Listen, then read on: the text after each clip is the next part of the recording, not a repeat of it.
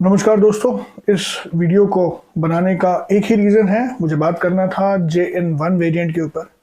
JN1 variant के ऊपर मैं अक्सर न्यूज़ देखा करता हूँ और मीडिया जो है, हिंदी मीडिया जो है, मुझे लगता है this is my personal view कि इसको ओवरब्लो कर रही है इस चीज़ को पूरा। और secondly when I see things on the English media, they are quite properly substantiating their views. The Hindu नाम का जो न्यूज़पेपर है वो बहुत ही अच्छे तरीके से और साइंटिफिकली साउंड इस पूरे चीज़ को कवर कर रहा है। The same goes for the Indian express. Marathi newspaper जो है वो भी बहुत ही उम्दा काम कर रहे हैं इसको रिपोर्ट करते समय, प्रॉपर एनालिसिस प्रेजेंट कर रहे हैं। But same can't be said about the Hindi television media. और मटा जो है, महाराष्ट्र टाइम्स हो गया या फिर सकाळ जो हो गया, वो अच्छे से इसको कवर कर रहे हैं और इसके ऊपर कोई भी किसी प्रकार का फियर मॉन्गरिंग नहीं हो रहा है। जो न्यूज़पेपर मीडिया है, मराठी है या फिर इंग्लिश है। लेकिन जब बात आती है, वापस मैं कहूँगा कि जो टेलीविज़न मीडिया है वो किसी न किसी प्रकार से उसको ओवरब्लो कर रहा है। और जैसे कि कितने पेशेंट्स केरल में पाए गए, कितने पेशेंट्स महाराष्ट्र में पाए गए, कितने पेशेंट्स पाए जाएंगे, किस रेट से कोविड बढ़ रहा है, specially when it comes to the JN1 variant. मुझे लगता है इस सब को बताने से पहले मीडिया ने ये बताना चाहिए था कि जो WHO है, इसने ऑलरेडी इस वेरिएंट को वेरिएंट ऑफ इंटरेस्ट करार कर दिया गया है इसको। यानी कि this is not a public threat for now. Centre for disease control जो है, यूएस की अपनी एक इंस्टीट्यूट है जो ट्रैक करती है। This is also comprising of a lot of immunologist and epidemiologist. तो उन्होंने भी यही कहा है कि ये एक वेरिएंट ऑफ इंटरेस्ट है, तो ये वेरिएंट ऑफ कंसर्न नहीं है। तो अगर कोई खतरे की घंटी होती है, अगर कोई रेड फ्लैग होता, तो इसे कैटेगराइज कर दिया गया होता as a variant of concern, not as a variant of interest.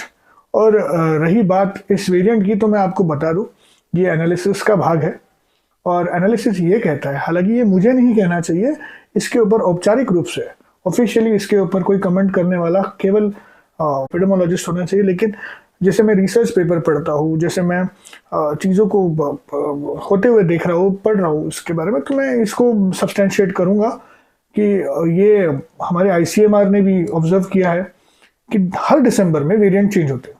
तो अभी दिसंबर चल रहा है, तो ये एक्सपेक्टेड था। ऐसा कुछ नहीं है कि जो एक्सपेक्टेशन नहीं थे। और गॉडजिला की तरह, जैसे आपने अगर ये ग्रंथ पढ़ा होगा, गॉडजिला मूवी देखी होगी, तो अचानक से जापानीज कोस्ट पे एक बड़ा सा प्री हिस्टोरिक एनिमल आ जाता है और अटैक करने लग जाते हैं। तो ऐसा कुछ नहीं है। This was expected that Covid will change it's variant. इसके ऊपर की जो स्पाइक प्रोटीन्स होते हैं, इसमें चेंजेस आएंगे और ये दिसंबर में ही होगा।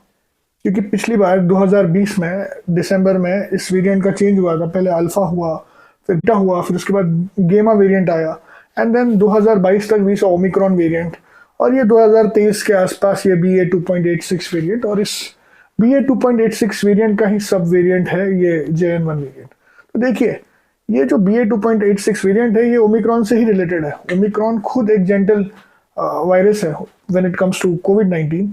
तो इस जेंटल वायरस का जो सब वेरिएंट होगा, यानी कि JN1, वो भी जेंटल ही होने वाला है। ऐसा कुछ, इससे कोई ऐसी खतरे की घंटी नहीं बजने वाली है। We will not be seeing a lot of patients getting hospitalised, needing ventilators. But yes, this is also true. ये भी उतना ही सच है कि जब कोई व्यक्ति, इसकी इम्यूनिटी कॉम्प्रोमाइज्ड होती है, जो हाई ब्लड प्रेशर का पेशेंट है, जो एल्डरली है, जिसकी लाइफ में एक बार हार्ट अटैक हो चुका है उसको, या फिर एक स्ट्रोक आ चुका है, जिसका डायबिटीज कंट्रोल में नहीं है, जब ऐसे लोग कोविड-19 के किसी भी वेरिएंट को एक्सपोज होंगे, चाहे वो ओमिक्रॉन हो या फिर चाहे वो कोई भी खतरनाक वेरिएंट हो, तो वो उसको कैसे रिएक्ट करेंगे, इसकी कोई प्रिडिक्शन करने के लिए कोई एल्गोरिथम नहीं है।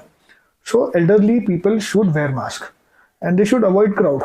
एंड उसके ऊपर मैं कहूँगा, if you have high blood pressure, if you are having diabetes, और अगर आप उस ग्रुप को बिलोंग करते हो कि भैया एक बार मेडिसिन अगर मैंने खा लिया डायबिटीज़ या फिर ब्लड प्रेशर का, तो मुझे पूरी ज़िंदगी मेडिसिन खाना पड़ेगा, इसलिए मैं खाऊंगा ही नहीं।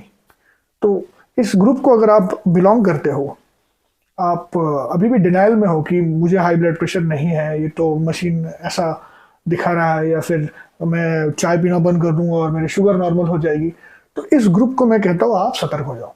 आप आपका BP मेडिसिन लीजिए, आप आपके ब्लड प्रेशर को कंट्रोल कीजिए, आप आपके डायबिटीज़ को कंट्रोल कीजिए, क्योंकि इसकी वजह से आप कोविड आपको होने की चांसेस ज़्यादा है। इसी के साथ मैंने स्टार्टिंग में हिंदी मीडिया और मराठी टेलीविज़न मीडिया के बारे में इसलिए कहा क्योंकि देखिए, ये मेरा एक्सपीरियंस है कि अभी जैसे कि बहुत ही जल्द 10th और 12th के एग्ज़ाम्स शुरू होने वाले हैं। बहुत सारे ऐसे पेशेंट्स हैं जिन्होंने अपना एक पेरेंट खो दिया है ड्यूरिंग कोविड, और उस समय की वजह से शायद उनको थोड़ा सा साइकोलॉजिकल इम्पैक्ट है, एंग्जाइटीज है, पोस्ट ट्रॉमेटिक पीटीएसडी है। तो अगर आप मीडिया में इसके बारे में इसको ठीक से सब्सटैंशिएट ना करके इसके बारे में अगर आप हवा फैलाते हो, तो इनके एग्जाम्स को इम्पैक्ट होने वाला है, specially the children who have lost one parent. तो वो अपने दूसरे पेरेंट के बारे में ज़रूर चिंता, उसके बारे में चिंता ज़्यादा बढ़ जाएगी, and this is going to lower their productivity while studying. It's going to lower their grasping power. It's going to have a negative impact on them studying for the exams that are coming up. और आप तो जानते ही हो कि भारत में 10th और 12th को बहुत ज़्यादा इंपॉर्टेंस दी जाती है, तो किसी ना किसी रूप से मुझे लगता है इनके ऊपर इम्पैक्ट हो सकता है। This was one reason that I wanted to come up with this video on YouTube.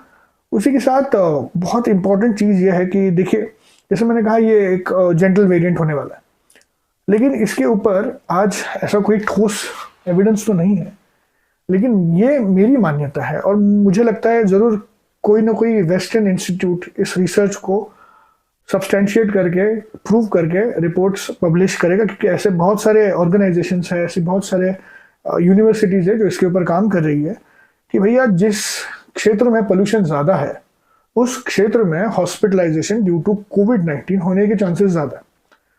तो जैसे मैं नवी मुंबई को बिलोंग करता हूँ, नवी मुंबई के जो पोल्यूशन है, जो पार्टिकुलेट मैटर का जो प्रेजेंस है हमारे एटमॉस्फेयर में, वो ज़्यादा है नवी मुंबई क्यों, पूरा मुंबई। लेकिन नवी मुंबई इसलिए क्योंकि बीच में एक सर्वे हुआ था, आई डोंट रिमेंबर, मैंने बहुत लोगों को इस सर्वे एजेंसी के बारे में कहा था कि उसने जो सर्वे किया है ये इंडियन एक्सप्रेस में भी छपा है, और उसके सर्वे के हिसाब से जो ठाणे की एमआईडीसी है, जो तलोजा एमआईडीसी है, जो अंबरनाथ एमआईडीसी है, वो इतना पोल्यूशन पैदा करती है कि वो they are adding to the pollution in Mumbai. So Navi Mumbai, Thane, they are adding to the pollution in Mumbai.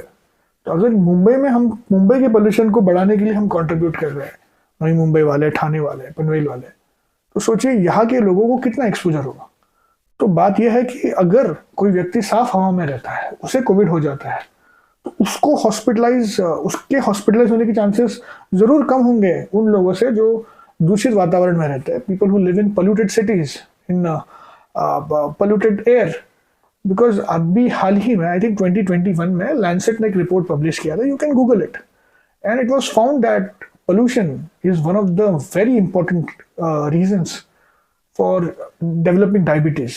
तो इसका मतलब अगर आप एक्सरसाइज कर रहे हो, आप मीठा नहीं खा रहे हो, आपकी डाइट कंट्रोल है, लेकिन आपको पोल्यूशन का बहुत ज़्यादा एक्सपोजर है, तो भी आपको डायबिटीज़ हो सकता है।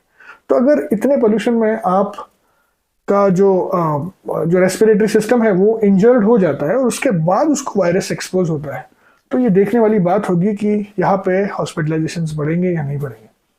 और वैसे भी मुंबई को छोड़ दिया जाए तो हेल्थ केयर को अभी भी डेवलप होना है, specially when it comes to Panvel, when it comes to Navi Mumbai, यहाँ पे अंबरनाथ, कल्याण, ये जो रीजन्स हैं केडीएमसी वाले, तो उनके हेल्थ केयर को बहुत ज़्यादा डेवलप होने की ज़रूरत है। तो ऐसा कोई भी एडवेंचरिज्म डेवलपमेंट के नाम पे हम करने से पहले हमें उसका इम्पैक्ट एनालिसिस करना ज़रूरी है। और इसमें रोल आता है हमारे गवर्नमेंट अथॉरिटीज़ का, क्योंकि आप केवल ज्योग्राफी एक 10वीं से 12वीं से सीबीएसई वाली किताबें पढ़ के आप पास होके आ जाते हो, आप डिसीजन मेकर बन जाते हो, लेकिन आपको बेसिक नो हाउ नहीं होता है। तो I think this is not fair to be too powerful without having that amount of knowledge. तो कहने वाली बात यह है कि this is a variant JN1, लेकिन because of the discussion around it, the overblown discussion around it, इसको एक स्केरियंट बनाया गया है। तो ये स्केरियंट बन रहा है और इस स्केरियंट की वजह से लोगों को डर होगा। और आपको एक चीज़ बता दूँ, I am going to end this talk now, that एक किताब आई थी, आई थिंक 1980s में या 1990s में। मैं सारे पेशेंट्स को, मेरे जो पेशेंट्स हैं उनको मैं हमेशा ये बता देता हूँ, जो इम्यूनिटी इंप्रूव करने के लिए मेडिसिन मांगते हैं। तो देखिए, उस किताब को लिखा था डॉक्टर एलिजाबेथ ब्लैकबर्न ने, आई थिंक एलिजाबेथ ब्लैकबर्न। आप फिर भी चेक करना और नीचे कमेंट करना गूगल पे चेक करके, इफ आई एम राइट और इफ आई एम रॉन्ग। उनकी बहुत अच्छी किताब आई थी, केमिकल्स ऑफ इमोशंस। और इस एलिजाबेथ ब्लैकबर्न ने न्यूरो एंडोक्रिनोलॉजी में शी हैड वन नोबेल, और ये किताब को पढ़ने के लिए आपको डॉक्टर होने की ज़रूरत नहीं है, ना ही आपको मेडिकल बैकग्राउंड से होने की ज़रूरत है। किताब बहुत ही सरल और सौम्य शब्दों में लिखी हुई है। और इस किताब में ऐसा लिखा है, जब आप डर जाते हो, आप चिंताग्रस्त होते हो, if you are worried and if you are having a lot of stress, तब आपकी बॉडी में कॉर्टिसोल की मात्रा बढ़ जाती है। और जब कॉर्टिसोल की मात्रा बढ़ जाती है, जो एक स्ट्रेस हार्मोन है, तो आपकी इम्यूनिटी कम होने लगती है। तो जब कॉर्टिसोल बढ़ेगा, इम्यूनिटी कम होगी, तो वैसे ही आप बहुत सारे डिजीजेस को, बैक्टीरियाज को और वायरसेस को इनवाइट कर रहे होते हो। तो डरना नहीं है। So more important than a vitamin C, zinc and the some other supplements, आपको डरना नहीं है, आपको धैर्य और धीरज को धारण करना है। इस किताब के बारे में और भी इस किताब के ऊपर बहुत सारी दूसरी किताब भी आई है। अब वो ज़्यादा ईजी है। I would like you to read about this, because if you read this book, you'll definitely get a different perspective of how to, have mental hygiene. Mental hygiene लोगों को नहीं होता है कि कैसे हम हमारे थॉट्स को और कैसे हम हमारी लाइफ में स्ट्रेस को मैनेज कर सकते हैं, ऑर्गेनाइज कर सकते हैं। उसमें से एक किताब है magical mind magical body by doctor Deepak Chopra. He is also a neuro endocrinologist and who has heavily coated, उन्होंने बहुत ज़्यादा कोट किया है एलिजाबेथ ब्लैकबर्न के काम को, और बहुत ही इजी इंग्लिश में इसको लिखा है, क्योंकि खुद एक इंग्लिश डॉक्टर होने की वजह से, खुद एक इंडियन डॉक्टर होने की वजह से, जो आज यूनाइटेड स्टेट्स ऑफ अमेरिका में वेल सेटल्ड है, और उन्होंने इसके बारे में बहुत लिखा। तो मुझे लगता है इसके बारे में आपने पढ़ना चाहिए। और प्लीज़ आप मेरे यूट्यूब चैनल को सब्सक्राइब करें, लाइक करें, और फेसबुक पे मेरा पेज है उसको फॉलो करें। देखिए, ये वीडियो जो है कोविड-19 के ऊपर बनाने की वजह से इसके ऊपर काफ़ी लिमिटेशंस आ जाते हैं, इसके व्यूज़ रोके जाते हैं, बिकॉज यूट्यूब की पॉलिसी रही है, फेसबुक की पॉलिसी रही है, उसी के साथ दूसरे सोशल मीडियाज़ की भी पॉलिसी रही है कि कोविड-19 के ऊपर बात करते समय उनके व्यूज़ को रोका जाए। तो मुझे इस व्यूज़ की कोई पड़ी नहीं है, क्योंकि मुझे लगता है कि सही लोगों तक इसकी इन्फॉर्मेशन पता चल जाए तो भी अच्छा है। लोग जो फ़ोन करते हैं मुझे और पूछते हैं इसके बारे में मेरी राय क्या है, मुझे बात करना ज़्यादा अच्छा नहीं लगता, क्योंकि मैं दिन में ज़्यादातर समय फ़ोन पे बात करता हूँ, क्योंकि मेरा टेलीमेडिसिन का काम है। तो I would also like to give them this link, ताकि जो भी मुझे बोलना है मैं इसमें बोल रहा हूँ, आप उसको सुन ले। तो thank you for listening me out, and I hope it helps you. It helps to allay all the fear and anxiety that if you are developing about JN1, don't be worried. Only thing is you wear your mask. If you're an elderly, keep your blood pressure in check, keep your diabetes in check.